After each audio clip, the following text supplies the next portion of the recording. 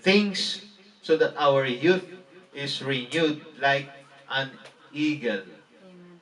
In verse 4, when eagles fly, they stretch out their wings, riding on the power of the wind to carry them to greater heights.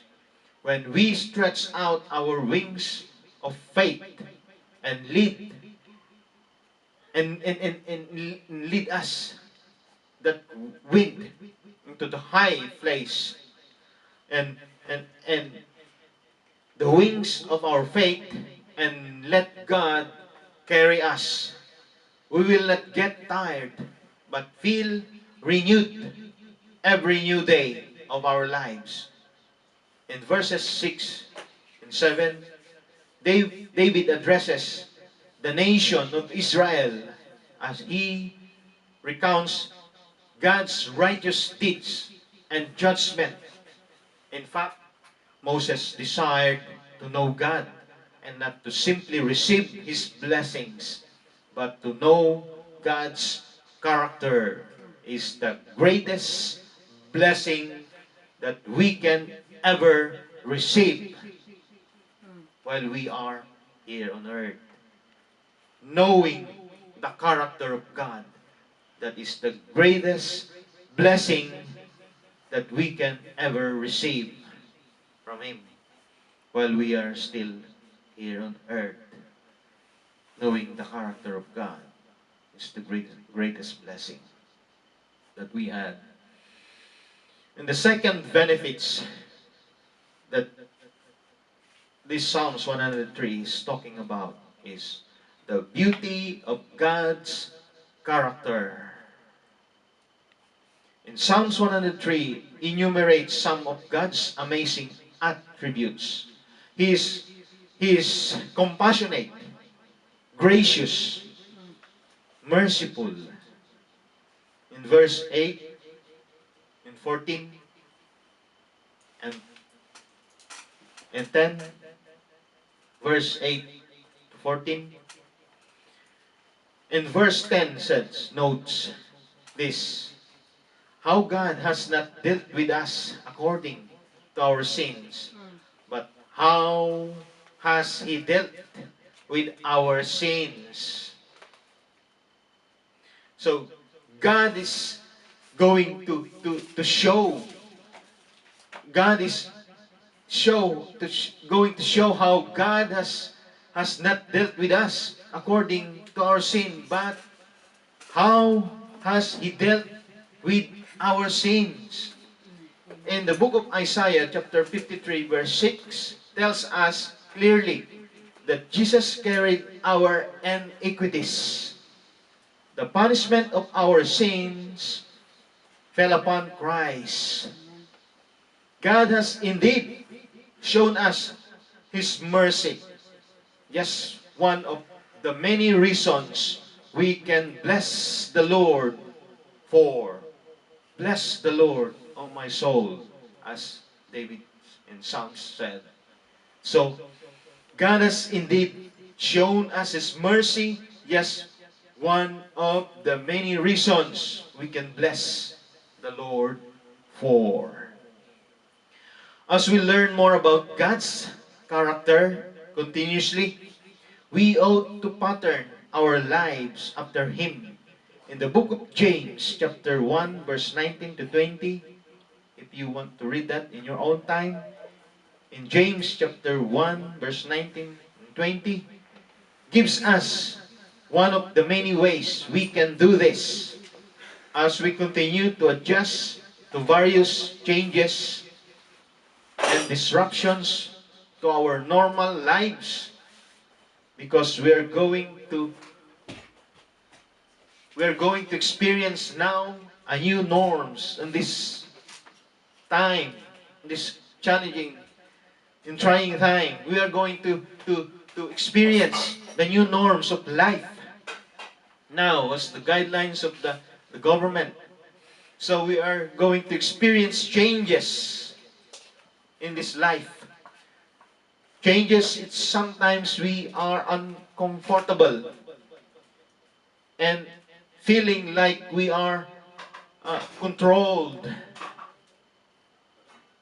a disruptive mind, a disruptive heart, disruptions to our normal lives. How are we with our patience? We need to have more patience. And we need to have that kind of temperament, things that we need to have that kind of temperament, patience. Patience and temper towards our families. Sometimes, how are the words that come out of our mouths? We need to mind them. The words that come out on our mouths. David goes on to praise the greatness of God's loving kindness and grace. In verse 1 and verse 11 to 12 in Psalms 103, verse 11 to 12, that cannot be measured, His compassion. In verse 13 to 14, God hates sin, not only because He is holy, but also because as a loving Father, He hates He hates the effects of sin in our lives. And finally, the Lord is mindful of how fragile and fleeting people are. In verse 14 and 16, the Lord is mindful of how fragile and fleeting people are. One of these days, our lives will be over. But God's assurance is that He will complete the good work that He has started in us. That is Philippians 1:6. If I'm not mistaken, that's in the book of Philippians. He who began a good work will be complete in us. He started the works. Jesus Christ started the works. He started in us, within our work on earth. So, when you're going to start the purpose of your life on this earth? When our work on earth is done, God's work will continue in the generations that come after us.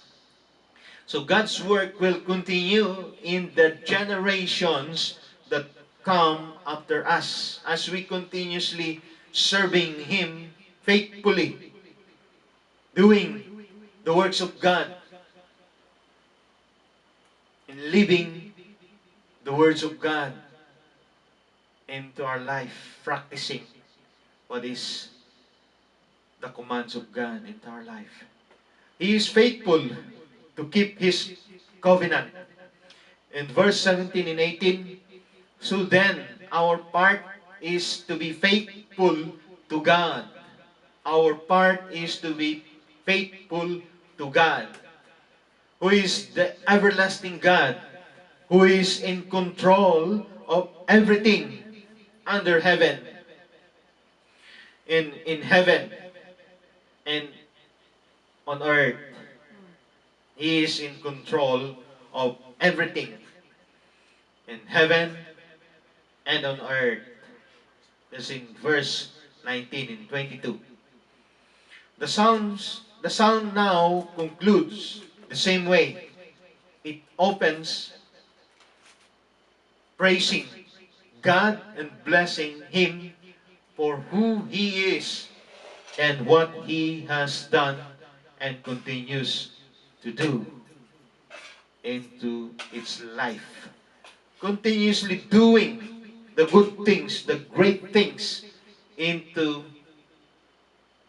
our lives, into its life. And continues to do. Bless the Lord,